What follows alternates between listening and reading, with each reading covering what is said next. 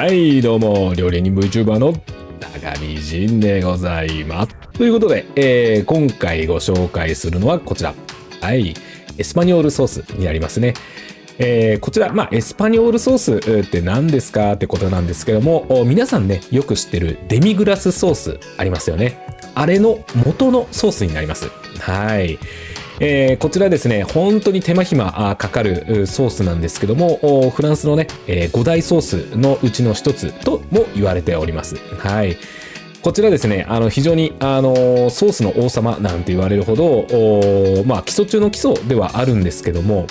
現在ではですね、なかなか作られることがない、ソースだったりします。その理由なんかもね、含めて、こちらね、実際の作り方をお見せしながら、その解説もしていきたいなと思いますので、それでは早速ね、皆さんのグラフィックボードの方をインフィニティにします。じゃあいきますよ。せーの、ドン。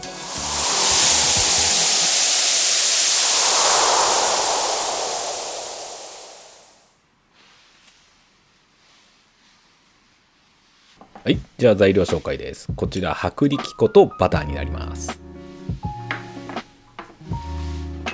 で、こちら、トマトペーストになります。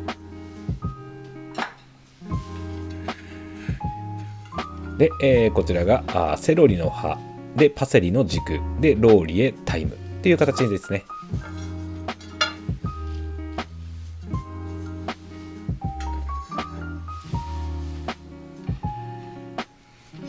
で、こちら香味野菜の人参、玉ねぎ、セロリになりますね。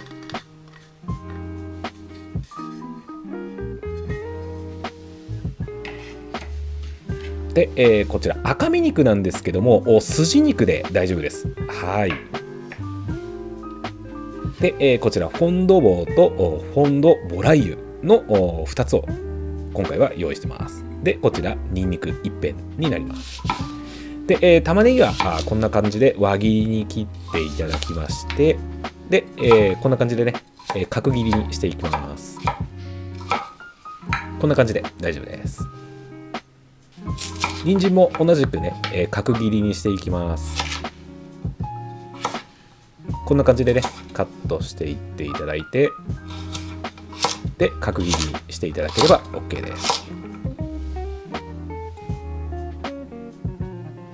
で、セロリもね、同じくだいたい角切りのサイズと同じぐらいのサイズ感で切っていただければ OK です。で、ニンニクは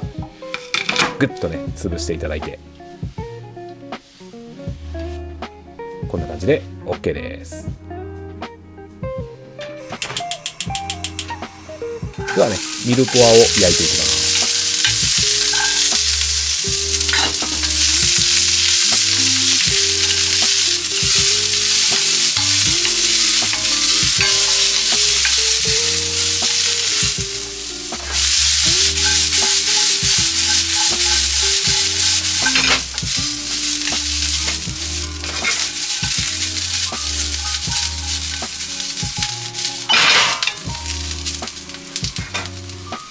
こんな感じに焼いていただければ OK です。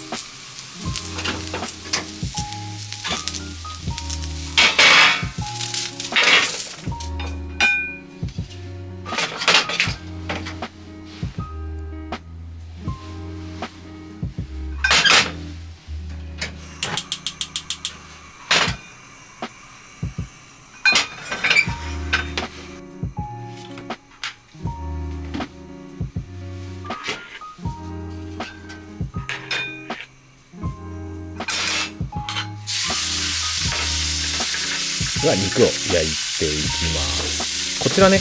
今回用意しているのは牛肉の切り落としですね。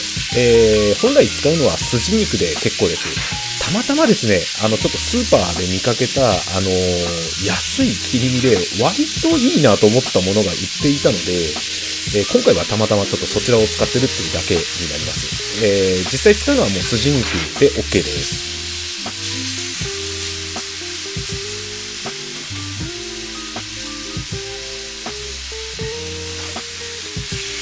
で、肉汁がね、まだまだ出てきますけども、これをしっかり飛ばしていきます。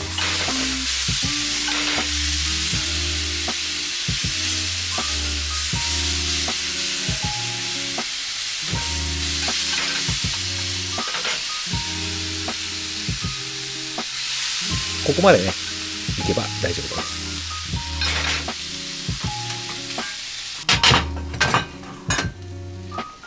で、ミルポアの上に、こちらのね、肉の方を並べてもらえれば OK です。こんな感じですね。それを180度で、30分焼いていきます。で、15分ぐらい経ったらひっくり返して、ここまでね、表面カリカリに焼いていきます。こんな感じで大丈夫です。ではね、ルーを作っていきます。まずバターを溶かしていきましょう。で、溶けましたら小麦粉を入れて手早く混ぜていきます。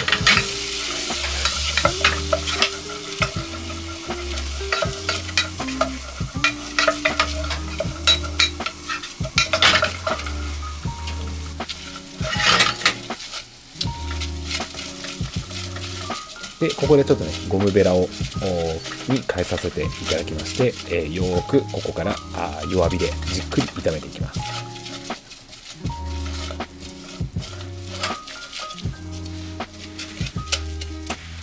ちょっと温度が上がってきたなと思ったら、こうやって火から外していって、そこでよく混ぜていって、また火に戻すというような作業を繰り返していきます。結構色変わってきましたね。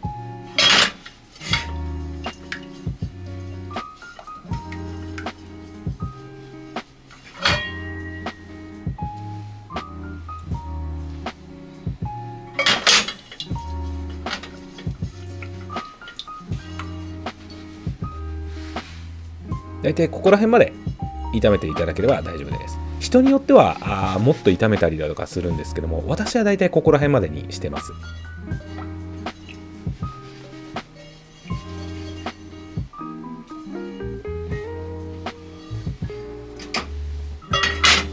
で、ここにトマトペーストを入れます。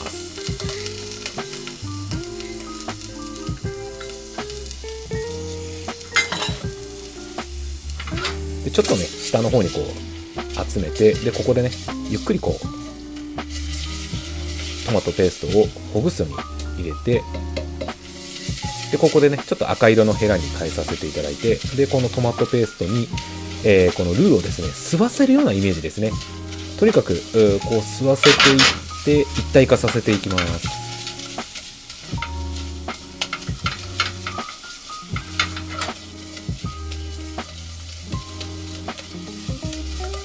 でトマトペーストがルーを全部吸ったような形になりましたね。こんな感じです。そしたらちょっとね、弱火につけて変えていただいて、そこに、フォンドボラ油入れていきます。これもね、ちょっとずつ入れていって、ほぐしていきます。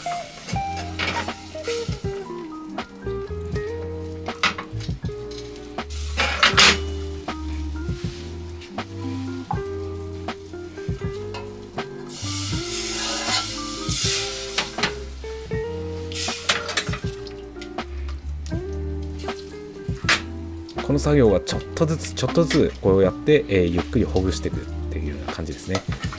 で、ここまでねいけばだいぶ一気に入れられるようになってきましたね。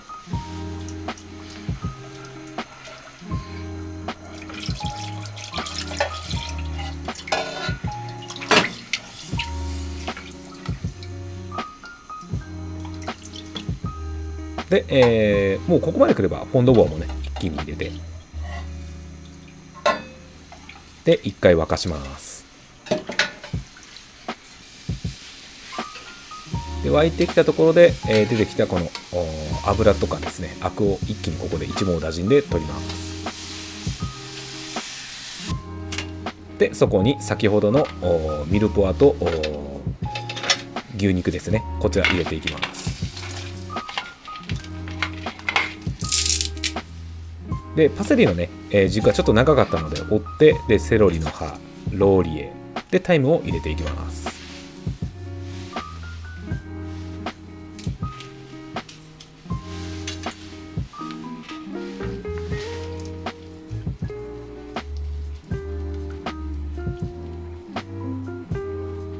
で、だいたいこれぐらいの火加減で、だいたい半分ぐらいまで煮詰めていきます。これぐらいですね。で、これをこしていきます。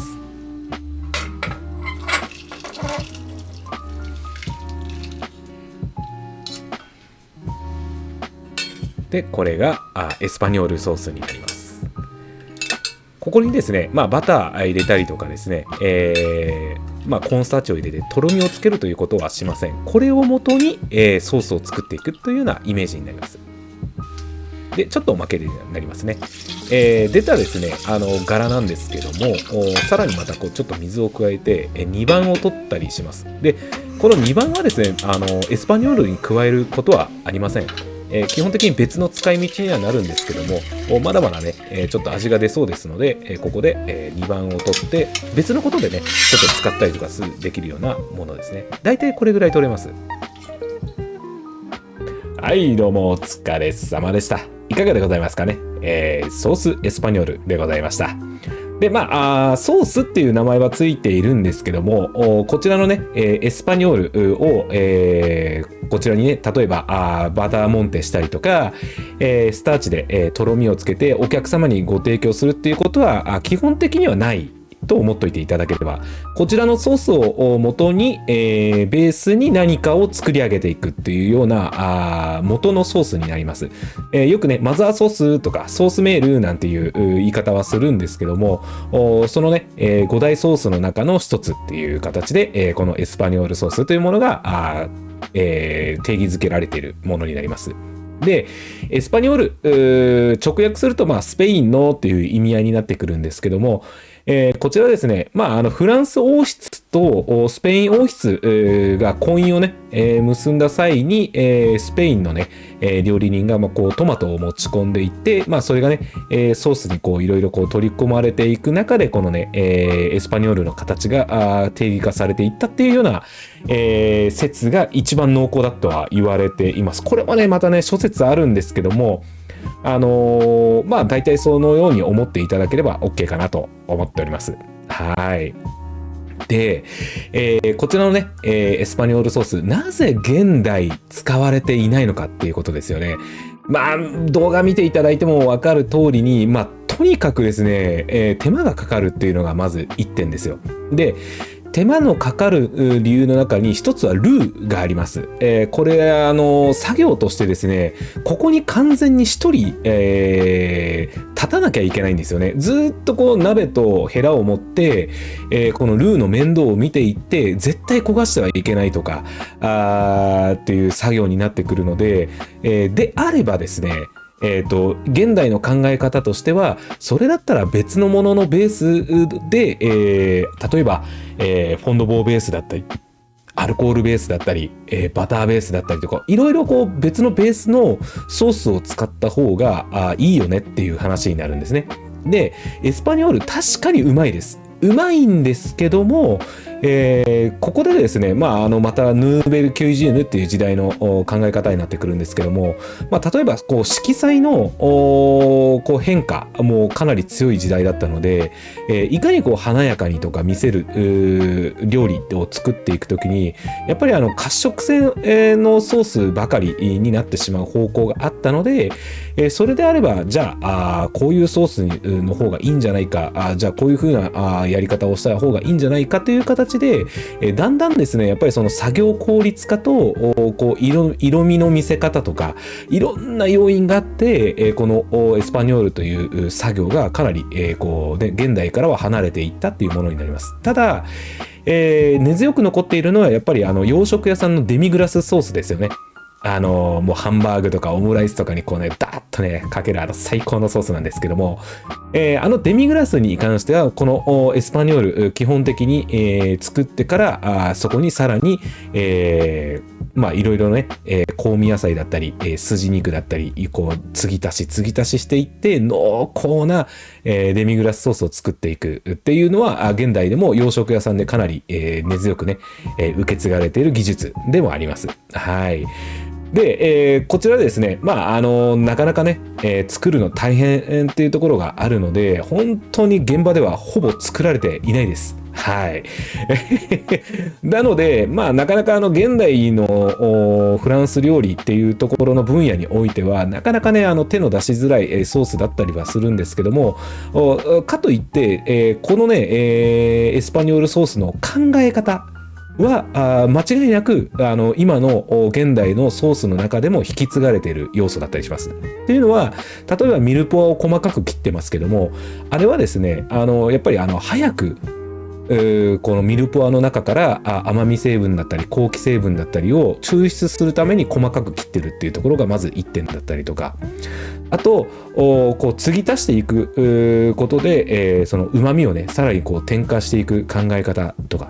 っていうところに関してはやっぱりこういうエスパニョールのもともと持っている良さっていうのは現代のソースのところにも脈々とこう引き継がれて形は変えていかれてはいますけども、そういうその基本的な考え方っていうのは現代のソースでも息づいているっていうところの意味で、今回はですね、まあこちら5大ソースの一つでありますので基礎動画としてねしっかり、こちら解説させていただけたらなと思いまして、動画を1本作らせていただきました。なかなかね、これ作るの大変なんですよ。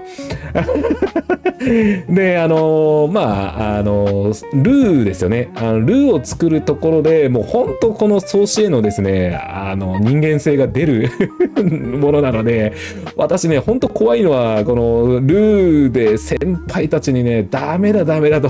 何度も言われながら、もう作ってた覚えありましたけども、特に私よりも一回り上の料理人の方々は、ここに関してはすごい厳しかった方が多いですよね。はい。はい。ということでですね、